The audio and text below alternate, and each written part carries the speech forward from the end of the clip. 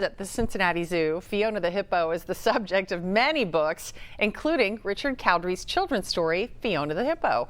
Well, now he's written and illustrated a new one. It's called A Very Fiona Christmas, and Richard is with us this morning to talk about all things Fiona. Happy holidays. Good to see you, Richard. Thank you. Thanks for coming in and bringing Fiona with you. Sure. I understand you actually got to know Fiona to sort of help you prepare these books and create them. Tell me about that. Well, I did character sketches from pictures that I just found online of random hippos. So I thought it was important that I get to meet the real thing. And so the zoo welcomed me in. I got to meet Fiona. I got to pet her on the head. Oh, and you are so lucky. Yeah, I know. It was a great time. She really does. She's very charismatic. Yeah, she is. I think that's what amazes people about Fiona. Because she was raised by humans from birth, don't you think she is a little bit different from some other animals? Well, I don't know the other animals, Yeah. but she seems to really connect with Yeah. you. She looks you right in the eye, and almost like a dog, almost like a puppy. She looks at you and engages, and she's a Yeah. character. So your first book, I think we have some video from the first book. It was about Fiona's fighting spirit and her fight from, being premature and growing up. But tell me a little bit about the Christmas book that you're coming out with now. Well, this being her first Christmas, she has no idea what Christmas is. And so she sets out to find out. And she does a little sledding on the hills with the penguins.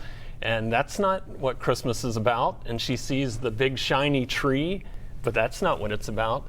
So you'll have to buy the book to see how it all ends. To see how it all ends. She finds out what it really is all about. I understand tonight you're going to be, it's a private event, but you are going to be working with some local families and helping kids enjoy a love of reading or develop a love of reading. Tell me about your work that you do with kids.